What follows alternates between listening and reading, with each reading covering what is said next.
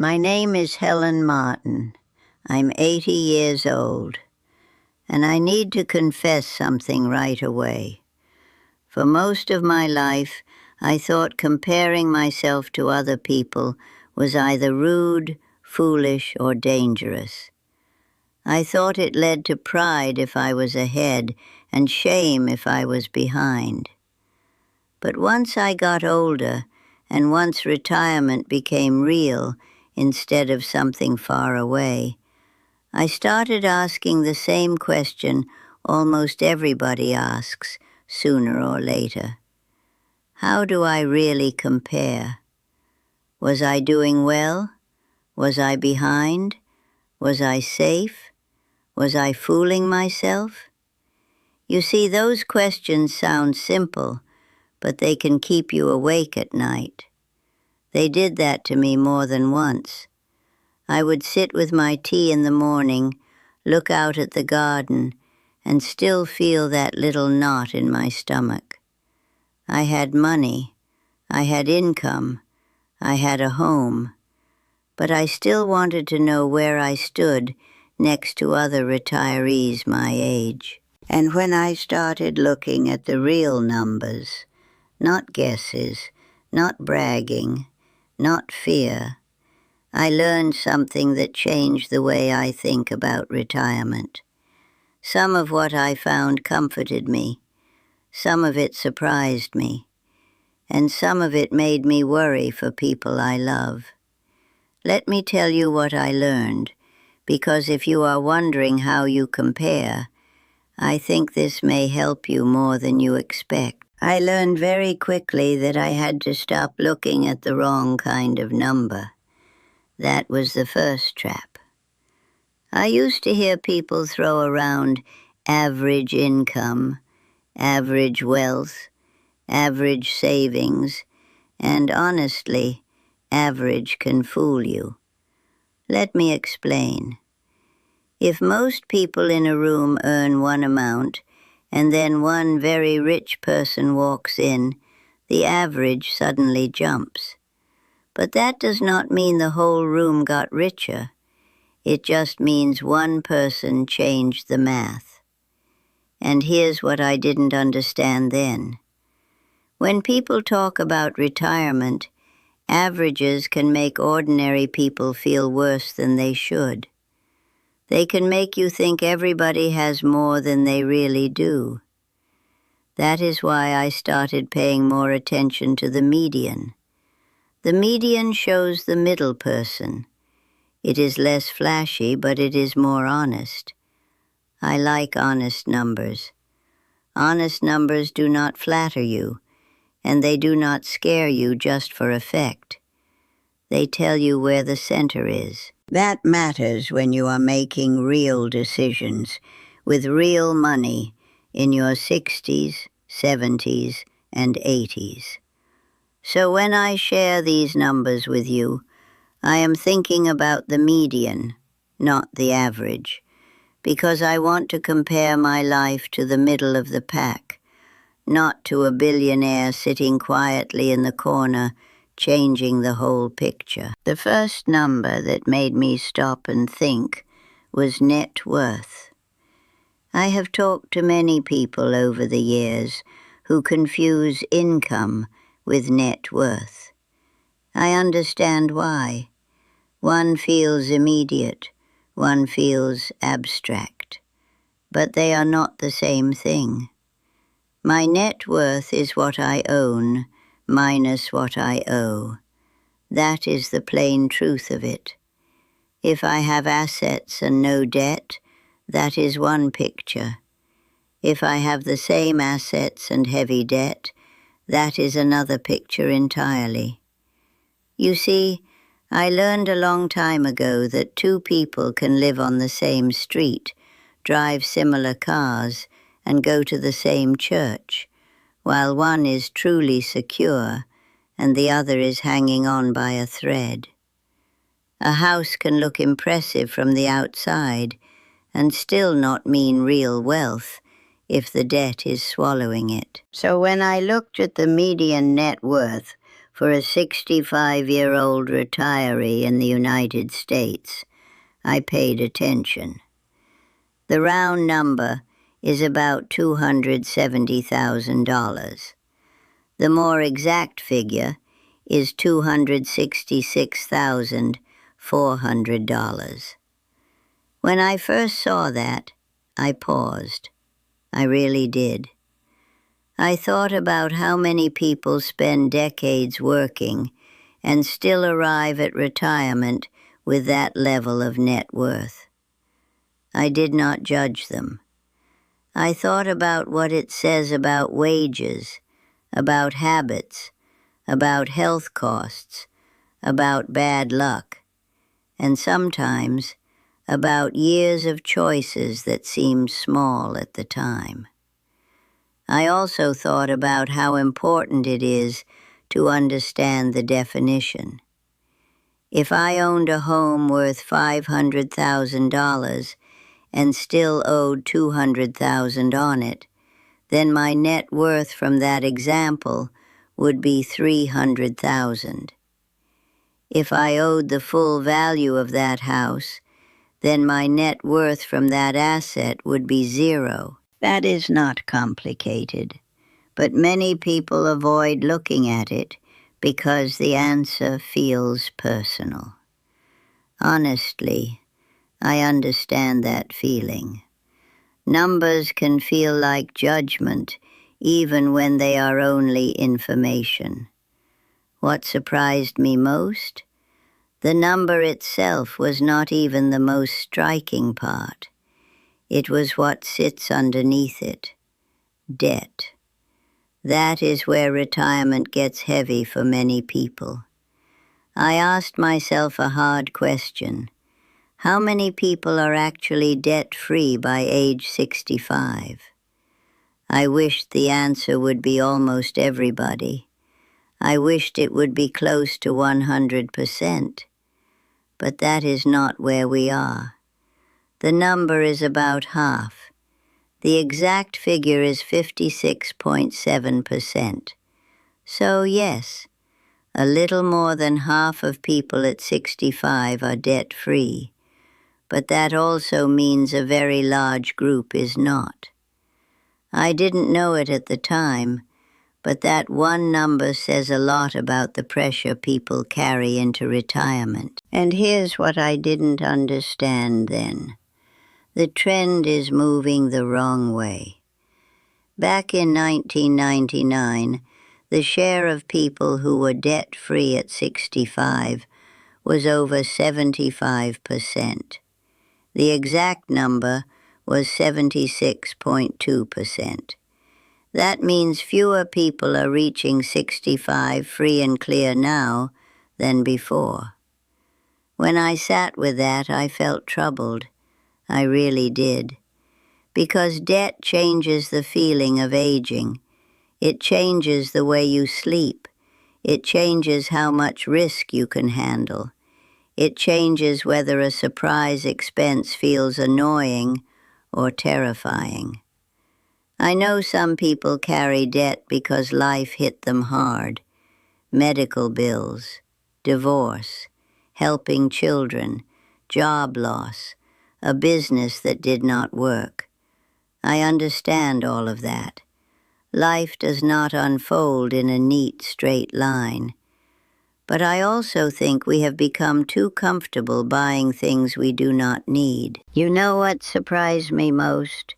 I do not even think the problem is always giant spending. Sometimes it is constant small spending. A package at the door, a little treat, a sale that ends tonight, one more monthly payment, one more thing arriving in a cardboard box. Let me explain. When I was younger, buying something took more effort. I had to drive there. I had to think about it. I had to hold it in my hand. Now people can tap a screen in a weak moment and turn a want into a payment plan. I am not blaming everything on shopping, But I do think convenience has made self-control harder. I have seen it in younger people, and I have seen it in people my own age. We tell ourselves it is just one thing. Then the statements arrive, and the years pass, and retirement comes, and the debt is still there. Now let me talk about the debt people feel most deeply, because this is the one that gets right into the bones. The mortgage. I have heard this debate for years. Should I pay it off? Should I keep it? Should I invest instead? Should I hold cheap debt if my rate is low? Those are real questions. They do not have one answer for every person. But I can tell you why this matters emotionally as much as financially. A paid-off home can change the whole texture of later life. It can give you breathing room. It can lower the monthly pressure. It can give you more freedom if work ends earlier than expected. It can make retirement feel less like a tightrope and more like solid ground. So I looked at the numbers. How many people still have a mortgage at 65? The answer is about 1 in 8.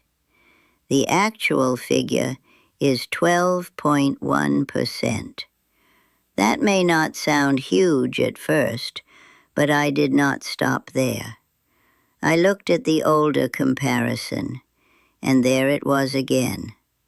Back in 1999, it was about half that level, only 6.6%. So again, the trend is going the wrong way if your goal is owning your home free and clear by the time you retire. That matters. It matters more than many people admit. Now, to be fair, the world changed. I know that. Mortgage rates were very low for a period of time. Some people kept their mortgages not because they could not pay them off, but because they chose not to. I understand that logic. If somebody locked in a fixed mortgage at 2.5% and safer investments are paying over 4%, there is an argument for keeping the mortgage and letting the money work elsewhere. That is the academic answer many times, and honestly, it is not foolish. It can be perfectly rational. But let me tell you something nobody told me at your age. Rational math and peaceful sleep are not always the same thing. I have known many people who could make more money by keeping a mortgage, and still they wanted it gone. Why? Because the sleep at night factor is real.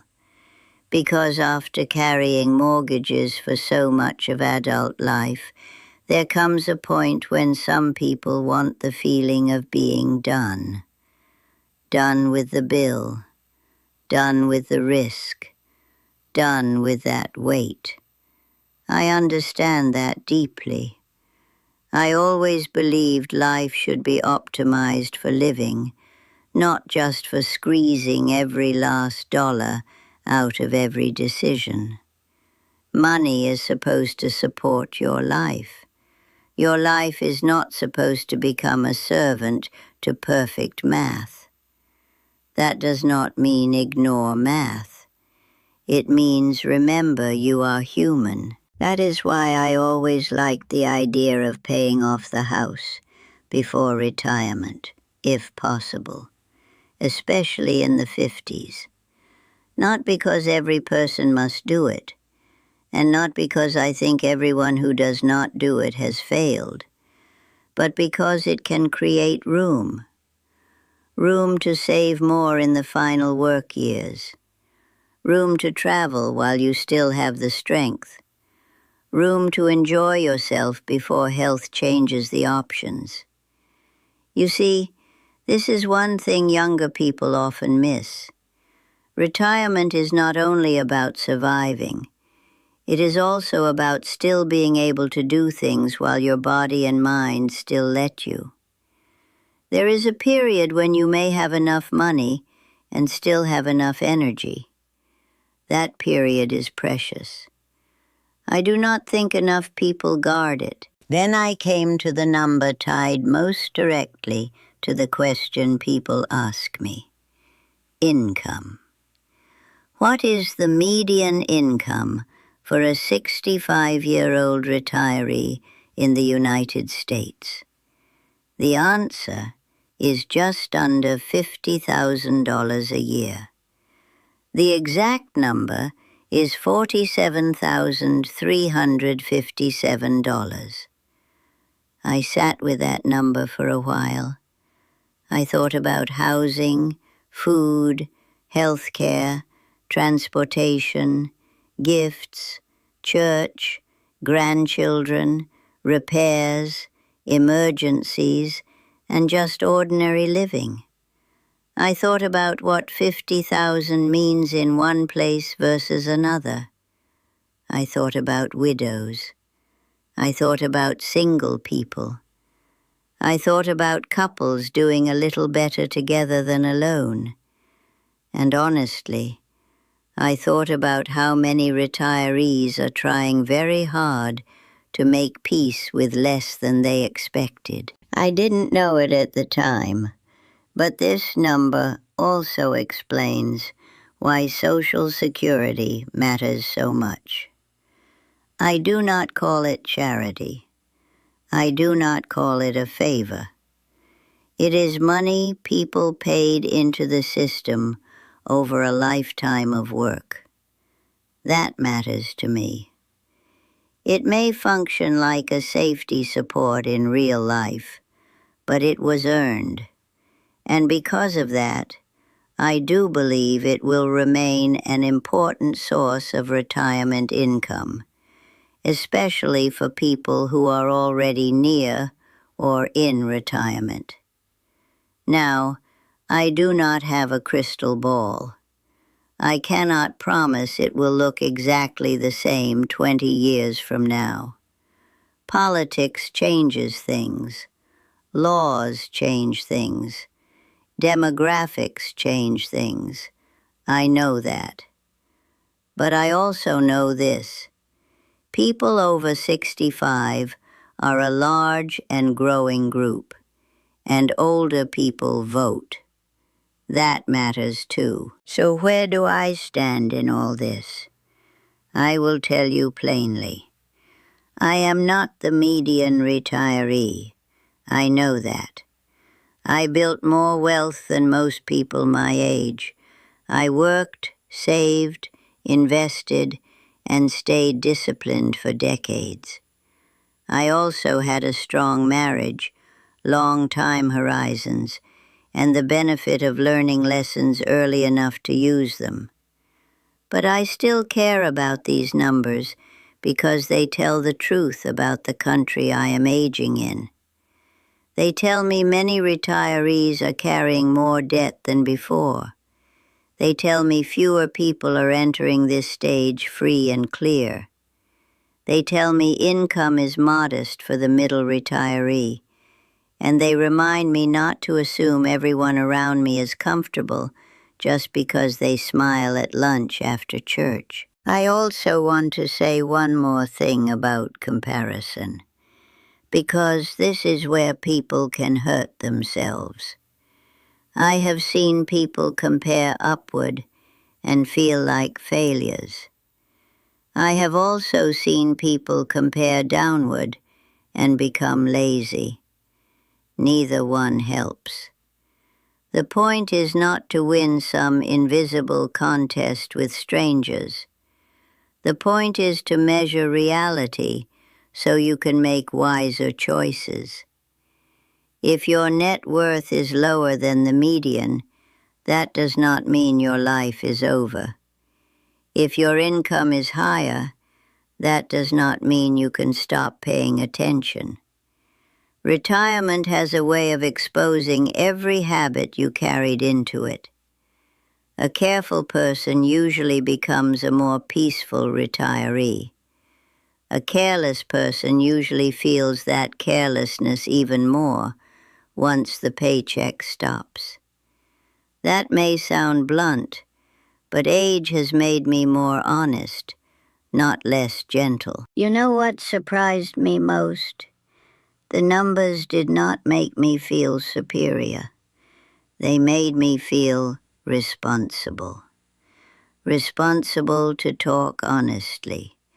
Responsible to tell younger people not to wait too long. Responsible to tell people in their 50s that reducing debt matters. Responsible to remind retirees that comparison should not be used to shame yourself, but to wake yourself up. If you are behind, then say you are behind and make a plan.